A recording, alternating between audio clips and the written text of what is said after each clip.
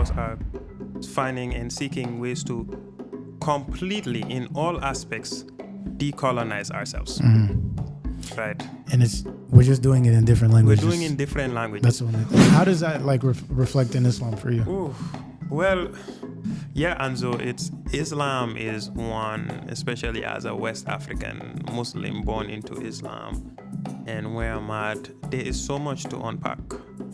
Right? There's a lot of vulnerabilities I have to unpack.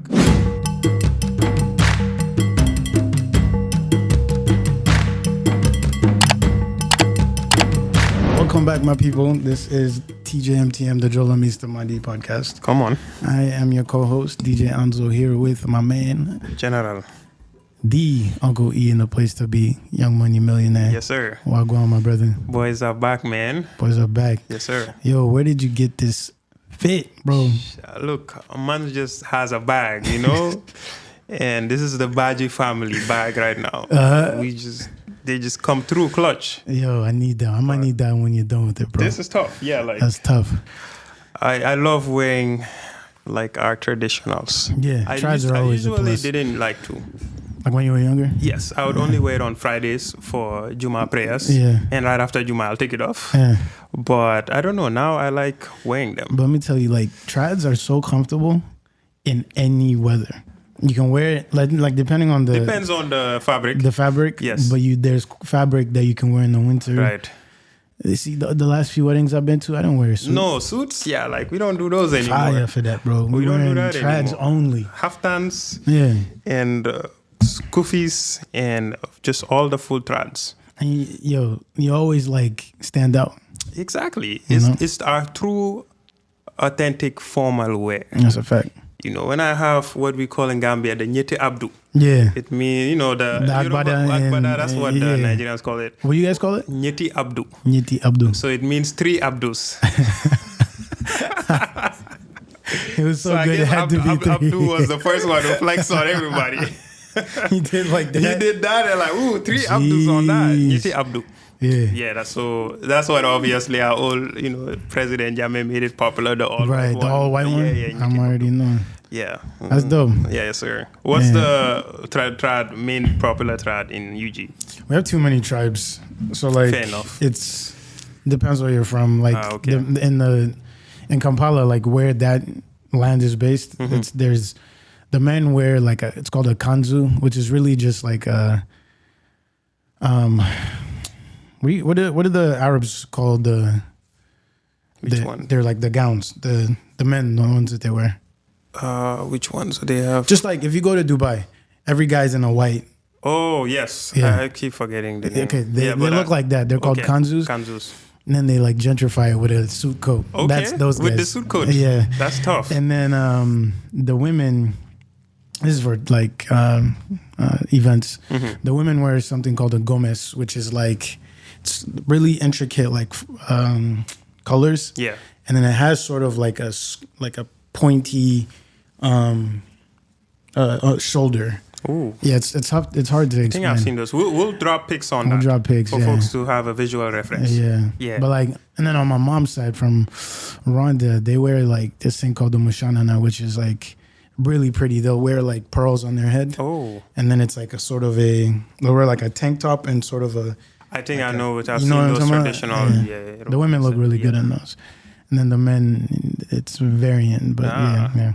So fashion, we love our fashion. There's a lot of dope African fashion brands too. Like we're gonna have to get a wide variety. Yeah, I mean, you got this one is Seattle based. Yeah, these guys are Haitian. Yes. This guy is, I believe, he's Ghanaian, and he makes for all 54 countries, I believe. Yeah, I was just talking about it. That Uganda, Mizizi, that's tough. I need. We got a hockey jersey. We don't got a hockey team. Look, it don't matter. Cool runnings in it. That's dope. Yeah. That's what's up. Yeah, man. But hey, today, people. Oh, first of all, let me get this one out the way before we get real spiritual. Team Drake or Kendrick? I already know the answer, but just so that people know. They're not like us. So we're very clear. Just let them know. 100%. 100%. We don't even got to talk about it, but I just wanted to let it be known. Yes. Because I was asked to speak about it. That's all I'm going to say. So it's certified. Mandem, Team Kendrick. Kendrick. Since day one. Come on. Yeah. 2011. Overly dedicated. Section 80. Come on. Well, that's sidebar. Today we're talking about part 2, spirituality. We're running it back. This episode was a fan favorite, a listener favorite, I should say. I got a lot of personal feedback from it, from places I didn't expect. I know you did as well. Yeah. But we also got a lot of engagement on it. Yes. I think our listeners are probably in similar places as us. Yes. As far as spirituality goes. And I think it's only fair that we continue part 2. I agree. What did you think about episode 1? I just embraced the vulnerability we had and the safe space we offer each other, and anyone who really wants to sit down and seek the truth, seek the level of consciousness centered around our being, and especially how the world has treated us in that standpoint. Clearly, there's a long way to go. A lot of people are not ready for our conversation. It's a very sensitive conversation, right? It's like, oh, how dare you guys? Like, because it's like, it's one of those where some people don't want to really open that can of worms. It's really uncomfortable, right? It requires you to sit down and look at yourself, and maybe those underlying thoughts, it's moved around, but you're like, no, let me not think about it. And then you hear people talk about it, it maybe triggers those fears. Yeah. So I get it. But from my aspect is like, we are seeking the truth, and we are trying to understand how to be more so in tune with our spirituality and be in a place of just being happy with who we are and how the energy we give to this world and get back. And it requires us talking and questioning everything we knew before that. And I just like that we have a safe space to do so. Yeah. And hope anyone who wants us to have this conversation or is going to help them or maybe might even offer his input, like, this is it for that. But do I care about if someone thinks, why are you guys talking about it? This is haram, blah, blah, blah. Like, to be honest, I don't care. Yeah, couldn't care less. It's interesting you say a safe space, because for me, I didn't even think of how much of a safe space it was, just because for me it was normal. Like, we always have these conversations, exactly. So it's just like, oh, it's just another conversation we're having. But I recognize that like, in that inflection point of like, you spend enough time with yourself, now you really need to start digging deep and understanding who you are. And you cross that spiritual side, it's not comfortable. Yes, it's not. Because you have to confront everything about it. Pretty much. You have to confront the afterlife. You have to confront your time here. How are you spending it? Who are you spending it with? What are you subscribed to? What are you submitted to? And it's tough. Yes. I get it. I also think there's a beauty in it. Because exactly. You get a little bit uncomfortable, but the reward at the end of it from you asking the questions, most times you end up in a better place. Liberation. And like you say, like the greats have said, like, once you're like mentally liberated, it's not that's what it is. You're almost like not worldly anymore. You know, you're now you understand the layers of spirituality. That's exactly what it is. And you just seek more. That's exactly what it is. I think both of us are finding and seeking ways to completely, in all aspects, decolonize ourselves. Right. And we're just doing it in different languages. We're doing it in different languages. That's the only thing. But the process of decolonizing, is like, what is decolonizing? All right, what do you guys mean you're going to decolonize? Our spirituality and introduction to religion is at the core of our decolonization as Black men, as Africans. So we have to talk about it. Let's go. Yeah, let's do it. Play us that clip. This is Joshua Maponga. Yes. So we talk about African spirituality. We now want to be, just take it a next level beyond Pan-African to be Afrocentric. So a big part of it is like, all right, we want to, what is African spirituality? And we ran across Joshua Maponga here, who gave a very unique take on African spirituality. One of my favorite. Let's hear what he has to say. One of my favorite intellects. This form of consciousness, where a person is aware of themselves from inside. Who am I? How am I related to those on my left and those on my right? How do I respond to the air that I breathe? Do I pollute it? Do I cleanse it? How do I live with the water that I drink? Do I pollute it? Do I cleanse it? How do I walk up to the soil that gives me food? Do I pollute it or do I cleanse it? Therefore, the human being aware that these three elements, which is the real trinity of African spirituality, which is our air, our water, and our land, which is the substance of which the African is aware he's made out of. These three elements are revered. When you access them, when you're approaching waters, you're not just approaching a river or a lake or a dam or a fountain or a falls. You literally have to submit yourself to the space and be aware that you are with the mother, the water through which you become. So you don't just jump in a pool and do whatever you want to do there. And some spaces are quite sacred and the energy levels are higher. You may not come back. So there's a way of approaching these places. When our fathers used to go hunting, you don't just get there with your guns and dogs and start chasing animals in the bush. You have to seek for permission to ask for even those animals. By the time you are supposed to be eating them, you have to talk to them in the way it's for food and etc. And similarly so with the air. So the African spirituality is quite simple but complex, because it will only not combine awareness in terms of your food consumption, your relationships, and dealing with the environment, but it's actually this unity of the human life with all other lives that are around it. Hence, when colonialism came and they found an African putting his hands on a cow, they said they're worshiping a cow. They found us, kneeling in front of a tree. They said, no, they are worshiping trees. No, you don't know. We're not worshiping trees. We are talking to the trees. We are aware that we are connected to them. We are connected to them. As such, we constantly are seeking for this connectivity. Hence, it is humanity living in harmony with nature. That is the best definition I can give you for, particularly when I speak about African spirituality. It is constant awareness of environment, space, and the intricate, interconnected relationship between my life and the environment that is around me. Christianity is an adulterated form of... Let's stop it there.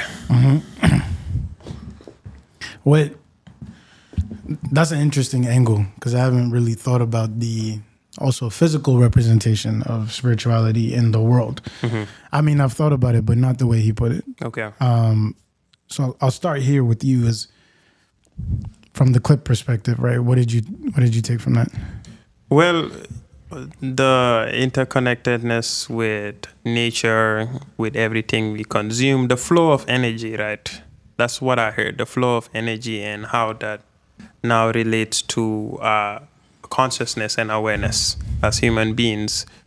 That is centered around a form of African spirituality. That's where my big takeaways are. So it's many layers to it. And I like where he talked about the way maybe our ancestors were practicing that flow of energy and self-consciousness and awareness of also that divine power or being or whatever, and communicating with that.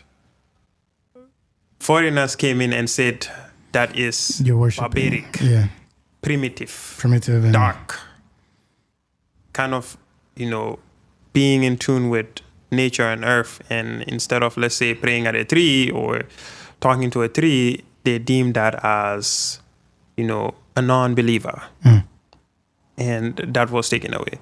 So it's just more so for me opening another way to say, how were my ancestors practicing their forms of spirituality beyond the introduction of the colonial version of it, right? Okay. With their surroundings, the land, the earth, the water. And how did that benefit them? Because I still believe, DNA does travel. So I'm sure there's some way that I can find and discover ways to even identify new forms of, spirituality or practicing spirituality. So I have a long way to go, but that's one thing I'll want to do for sure. Yeah. How about you? When I heard this clip, it reminded me of a conversation I had with a friend of mine who's from Pakistan, and he grew up Muslim, but then started introducing me to like more Eastern text and spirituality. Yes. And something came to mind when I heard Joshua Maponga talking about the interconnectivity of everything. When you have to be aware that you're around water. You have to be aware that you're around land. Yes.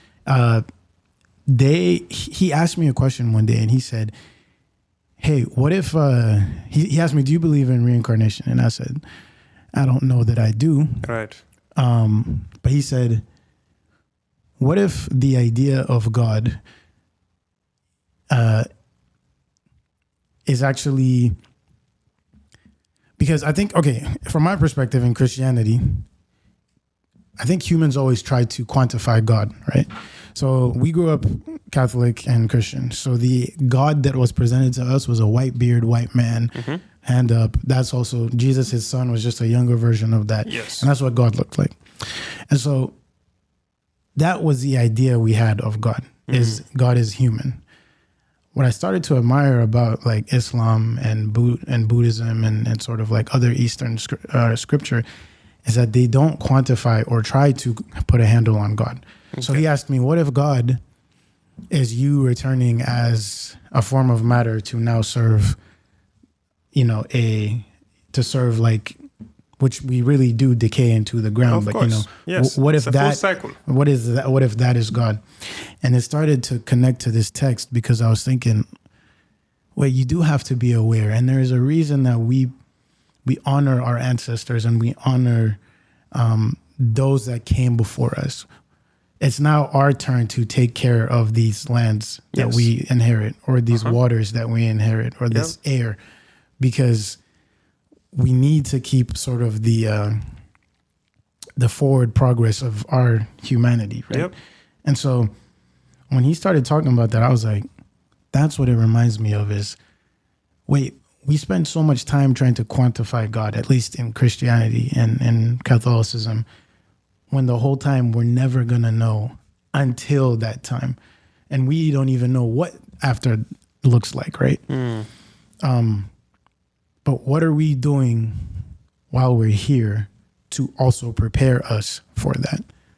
So that was a really interesting take on what he talked about, the interconnectivity of like actual physical being on Earth.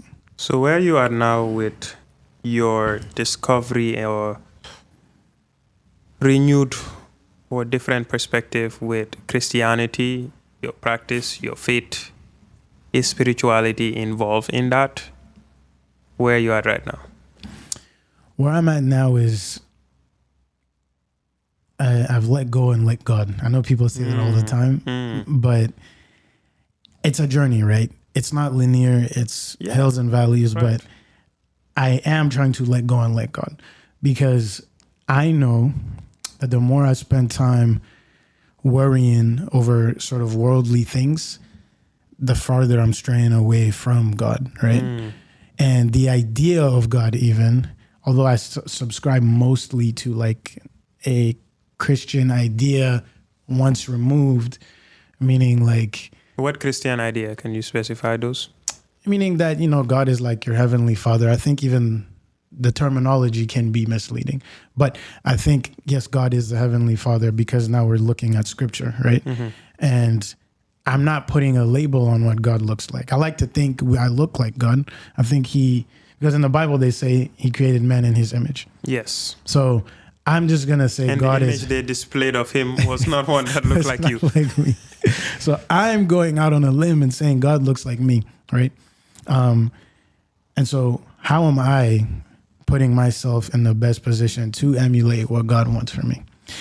Am I doing great at it? No. Am I trying? I am. Yeah. Am I the best at it? No, but there's effort.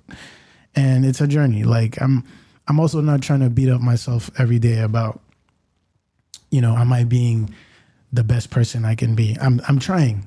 Am I succeeding? I can only hope so. Yeah, but I know I approach life without malintent.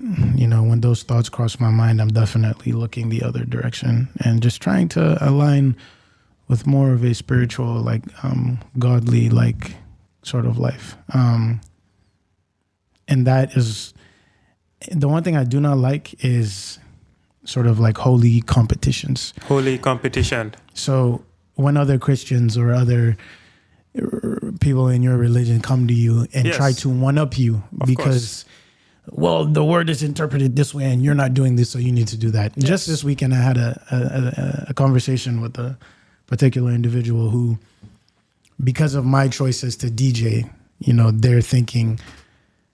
They feel they have the entitlement to cast judgment. Like, oh, you spend time at night in the club. So, like... I'm okay with my journey. Focus on yours, So that's so where real. I'm at. That's so real. It's our own journeys. Yeah. So it is individual, right? Our journeys. It's that's the beauty of it, and that's what no one can take from you. Right.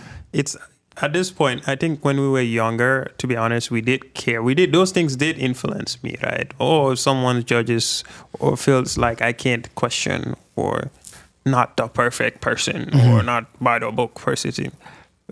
You matter. Those things, it was one of those, it had an impact on you.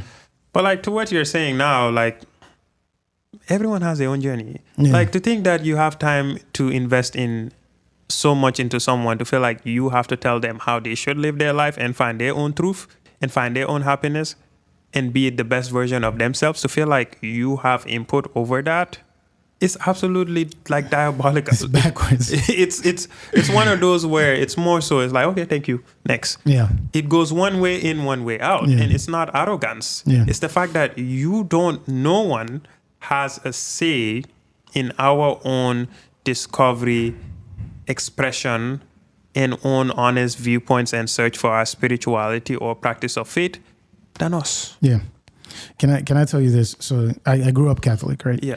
And the main differences between like the Catholic Church and the Christian Church is the Christian Church believes that the word is like, they believe in the word, right? Yeah. The Catholic Church believes in the word, but you have to go through the church to get to the word. And so it's sort of focused around that, the church being your gate to heaven or your key to heaven. Gatekeepers. Right? The church is the gatekeeper. Which you see in history, the Pope was the most powerful man in the world for a long time. Yes.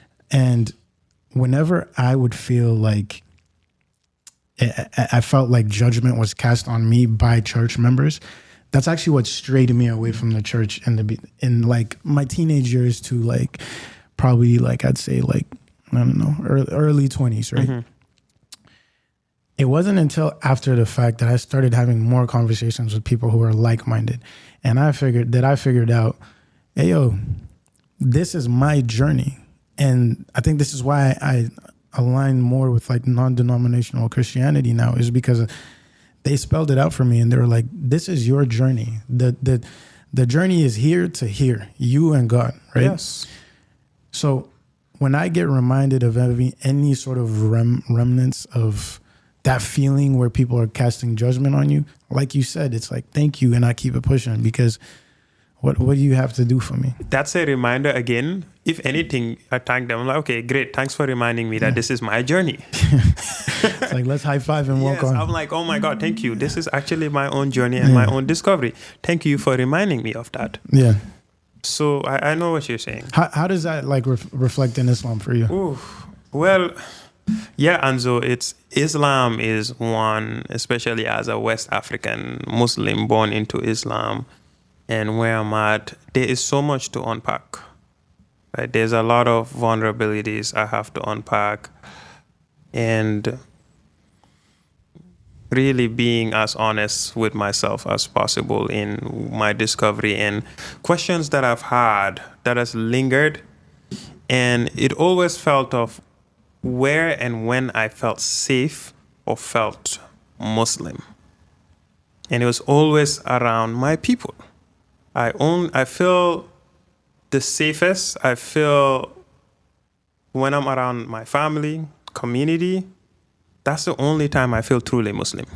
Okay. That's the first part. And I was identifying that. That happened for me. And it starts as a kid, right? How I'm introduced to religion, being taught to pray, being taught to learn the Arabic alphabet, hearing stories about the prophets, my name, where it came from through prophet, Islamic stories, right? And you first start seeing that and you hearing it, but at that point I hadn't pinpoint that into geography of location of where's the epicenter of this moral guide I'm being downloaded. Like I'm getting the download of morality, of faith, righteousness, and the stories, the main figure being used as a life lesson is not from where I'm from all accounts doesn't look like me, from all accounts doesn't speak the language I speak, from all accounts for sure was not in the land that I'm residing from. So, but as a kid, you don't really piece that up. So I knew I was learning and growing up and building the foundation of being Muslim, but my first thoughts was like, if I'm even praying, why am I praying in Arabic? A lot of us West African Muslim boys will say this, or men, women, anyone growing up. We're almost taught the religion to just memorize and read the text. I could not comprehend even. So you know what you were saying? Yes. Yeah. We sit down like this, we just pray, learn how to pray, learn the surahs you need to recite, learn the prayers you need to say. But true meaning, true significance, true history, you're not being told that. It's memorization. So first of all, there's a gap. How am I able to connect that with spirituality? How am I going to able to connect that with my past, my ancestry? And it starts building. I started having inherent vulnerabilities on, am I really Muslim? That's a valid point, yeah. My true versions growing up of seeing real Muslim, to me, like, full Muslims, these guys, they fit the description of the text. They speak the language of the text. They behave according to the language of the text. I look at Arabs, Middle East, Saudi Arabia, right? So inherently, as a kid, I was growing up, I thought, it's a colonization. It's really a mental colonization that I was going through, where I thought being Arab was deemed, the top tier Muslim. Yeah. A true Muslim is being Arab. Yeah. And I think I inherently had that vulnerability. I only felt safe and true Muslim around my people. And it happens to me when, I went to a Lebanese international school, and that's like, I'll never forget this. And, you have friends, your kids, right? Kids, there's no filter. So you play, you mess around with people. And I had a lot of like Lebanese friends, right? And I remember one of them one time told me indirectly, like, you're not, it's like almost saying, yeah, you're Muslim, but you're black. Yeah. That's crazy. What do you mean by that? No, you bring up an interesting point. So those vulnerabilities, it brewed, right? But again, I got the foundation, I got the moral guide. I believed in the way of life of being Muslim. And when I felt most safe and just at peace when I was around my own people, my family in my own community. But as a black Muslim, the moment I started venturing out into other Muslim communities, I quickly realized that there was still an issue around my blackness, but still practicing Islam. It is very hard to find a black Muslim man or woman who has not faced some sort of discrimination in other places, mosque or other congregations. Yeah. And it stems to why. Why have me being Muslim, my blackness is still something that cannot be accepted, like we face discrimination. So that's one layer to peel, that one, being black and Muslim is not stereotypical in a way. Let me add to that. The same thing with Catholicism. Yes. Back home, lots of Catholics. Right. The conversation there is different around. I feel like if I was back home, if I grew up back home and like now was venturing into this side of my spirituality, it would look different. Yeah. When I was like in 8th grade here, I remember we went to Catholic church and we showed up at this church, and my friend at the time, his mom, who's a very sweet lady, we showed up at this church just earlier, like at an earlier service that they used to go to. And I remember she like looked at me and she's like, oh, like, what are you doing here? You see? Like a sort of like, what are you doing here Right. in this church? And I'm like we go to this church, we just go to the 11 o'clock mass, not the 9, And she was looking at me like, like really? And I was like, yo, I think that was the first time like I really came across like the racism within like religion. And like I think that was like the first group of like Trump folks that I was like introduced to, But imagine that. Why do we feel like we need to have a seat at the table? Mm-hmm. That's why I felt like, why do I feel like I need to have a seat at the table? Yeah. Being black and being Muslim, only form that they told us was man who was one of the Sahabas, they call him, of Prophet Muhammad, peace be upon him, named by Bilal. He was a slave, and then was one of his disciples, and well known. So for the longest, if you ever wanted to search where I belonged in the Quran, or not even the Quran, but in Islam, was being told, you had Bilal. You had Bilal. That was it. That was the most here. You had so I'm like, well, how come the way I'm trying to find my representation, even in this religion, is only being subjugated to a slave who got saved by the Prophet, peace be upon him? Why is that tough to say? So that's one. And, we're finally having few scholars that are debunking and saying Black people did have bigger roles in Islam. And Sheikh Mustafa Briggs is one of them. But that's the whole point. I'm listening. It's like, dang, where am I? How we don't have a seat at this table? Where's the representation? Is this an Arab man's religion, or is it a religion for all? Do I have a true seat at the table? So you have to then trace the history, and that comes into how Islam came to Africa long before Christianity, 1,000 years before the colonizers came and brought their version of Christianity. Yeah, not their version, yeah. The Ottoman Empire came down through North Africa and down through West Africa. So you realize, I'm like, okay, then how come we became Muslim? Because I read the whole Quran, I read the stories of all the prophets. Not one is coming out of West Africa. Prophet Moses, the description all indicates that he's a Black man, but we can't even get that. And two, I look at representation. The events of all the scriptures, right? Where is it around? Abyssinia, Ethiopia, Middle East, Persia. They talk about all the empires, right? Persian Empire, Roman Empire.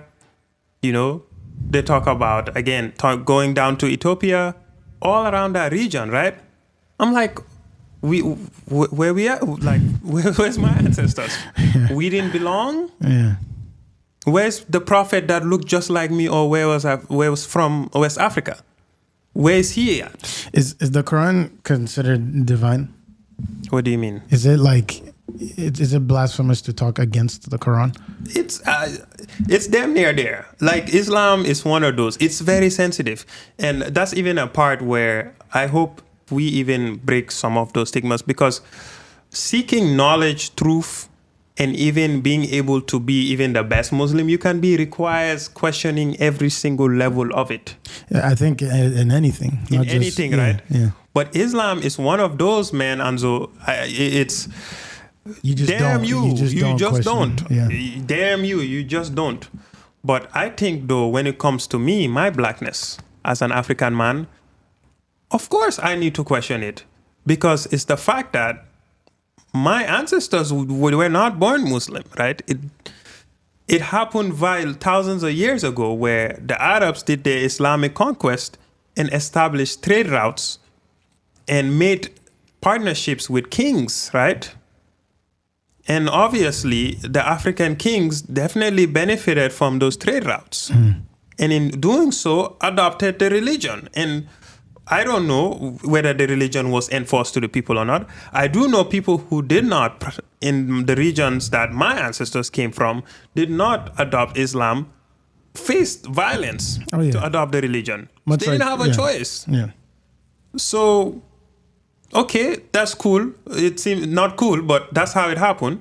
But can we also, we can't dismiss the elephant in the room.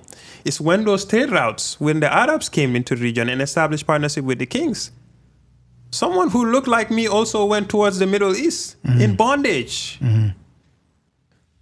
So was it a true formal exchange of faith and spirituality and religion if it requires the subjugation and bondage of my ancestors to the Middle East?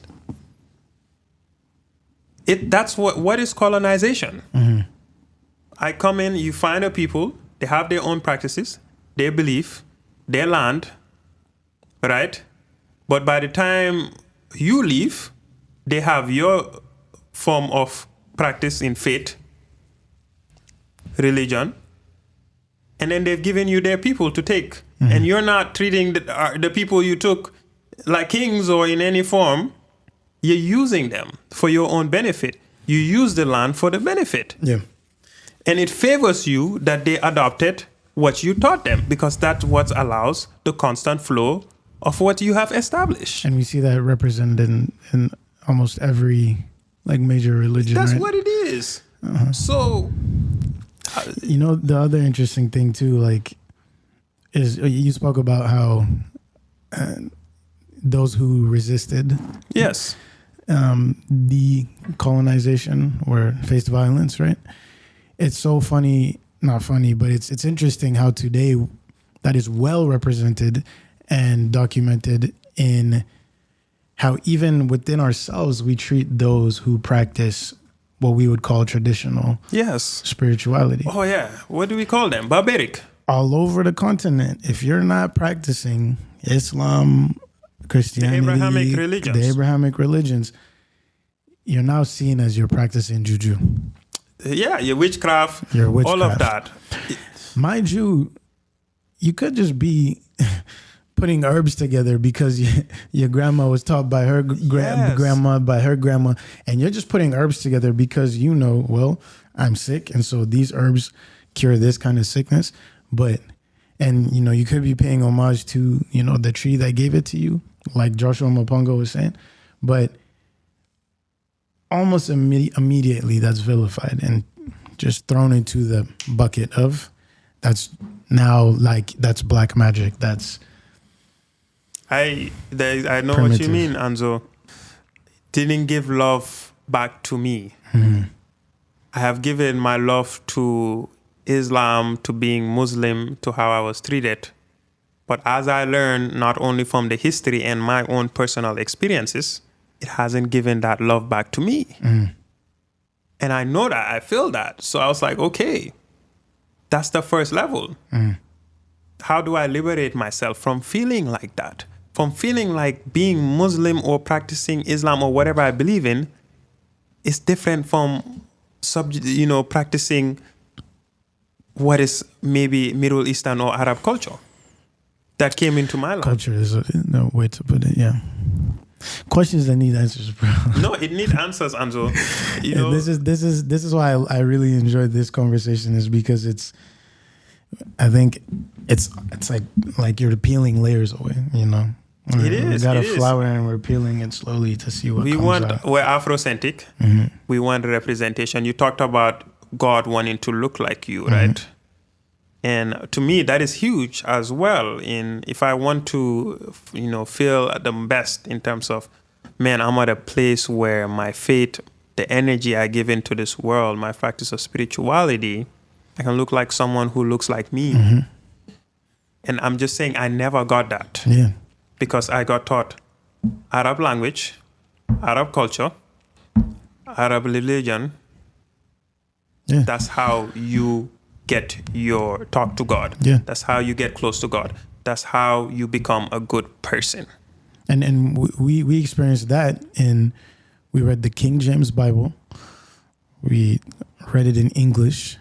You see? The only differentiator here is that somehow, because the powers sort of the world order now is so accepting of English, it's like it's not even, you don't think about it that much. Yeah, we don't. We just took it. And that's what colonization is. Yeah. It passed down. There's so many layers.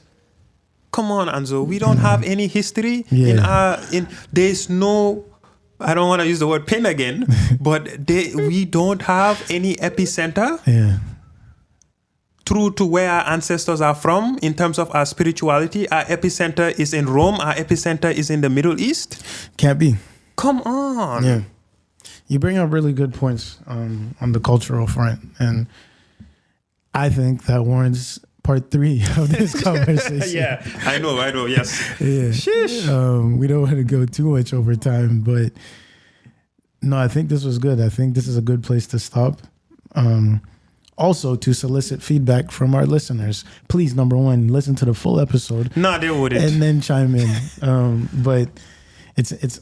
I enjoy reading the people who take time to watch it. Listen or understand the perspective.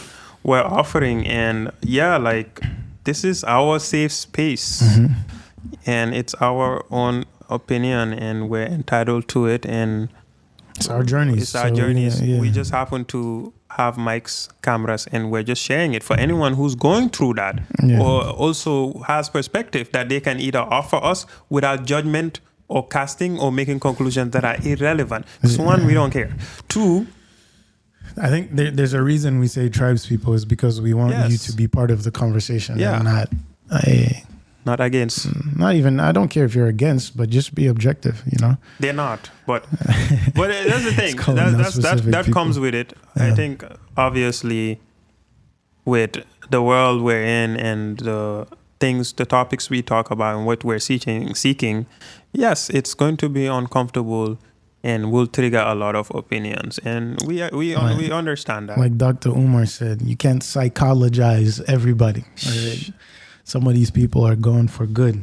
However, I do pray for you, and we pray for ourselves as well, because, I love seeking the truth, and I just love this journey, bro. I hope we'll continue to talk about it. I will. But I just, like you said, all aspects of decolonization and a true form of faith, spirituality, and just being a good person and being a good person to other people, the earth. You know, I think if you're trying to be a decent person, you're doing 98% of the job. You know. But hey, thank you guys for tuning in, man. Don't forget to like, subscribe, comment, share the videos with your peoples. We want to keep the conversation going. I think we find value, and our community does as well. If you haven't caught up on the previous episodes, please do. Yes. Especially part 1 of this conversation. Season is wrapping up. Season is probably going to wrap up pretty soon here, and we're going to go into 0 Dark 30 mode.